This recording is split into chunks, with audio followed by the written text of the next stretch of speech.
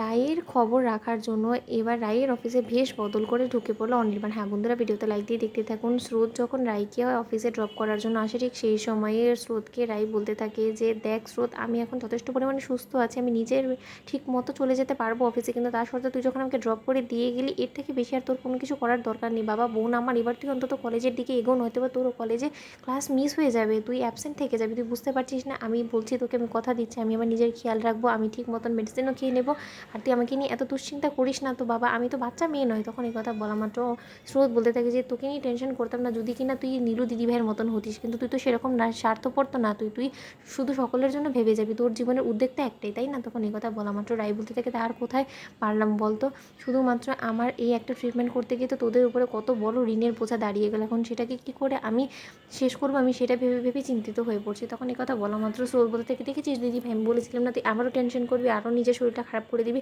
এর জন্যই তোকে আমি অফিসে পাঠাতে চাইনি, জানিস তো? তখন এই কথা বলা মাত্র রাই বলতে থাকে আরে বাবা দাদি আম্মা, এবার অন্তত আপনি এখান থেকে প্রস্থান করুন, তারপরে তো আমার অফিসে ঢুকবো।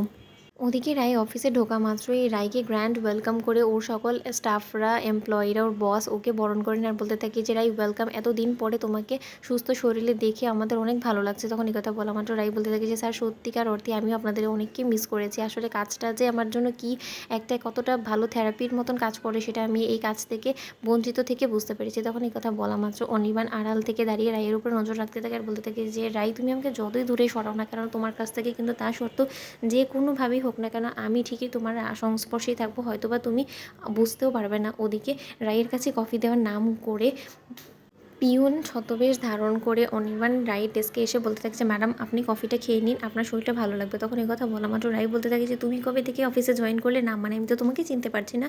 তখন এই কথা বলা মাত্র অনির্বাণ বলতে থাকে যে আপনি যখন এই অফিসে ছিলেন না সেদিনই আমি জয়েন করেছি, আপনি জিজ্ঞেস করে নেবেন কাউকে। তখন এই কথা বলা মাত্র অনির্বাণের এই বিষয়টা রায়ের কাছে একটু আটপোটা লাগা মাত্রই রায়ের সন্দেহ হয়। রায় বলতে থাকে যে না কেন জানি না এই মানুষটাকে আমার বড্ড বেশি চেনা চেনা লাগছে। ওদিকে অনির্বাণ ঘাবড়ে গিয়ে বলতে থাকে যে এই যা রায়কে আমাকে ধরে ফেললো, রায় তো নির্ঘাত আমাকে কিছুটা হলো আন্দাজ করে ফেলেছে, কারণ আমি তো বড্ড বেশি এক্সট্রা অভিনয় করে ফেলেছি, তাই না? ওদিকে রাই বলতে থাকে যে এই লোকটাকে কেন আমার বারবার করে সন্দেহ হচ্ছে, আর ওনাকে তো আমি এই অফিসে কোনোদিনও দেখিনি, একবার কি কাউকে জিজ্ঞেস করবো? থাক, কেউকে জিজ্ঞেস করলে যদি কেউ আবার কোনো কিছু মনে করে বসে, যদি বস আমাকে এটা জিজ্ঞেস করে বসে যে আমি ওনাকে রেখেছি, তাতে আপনার কি?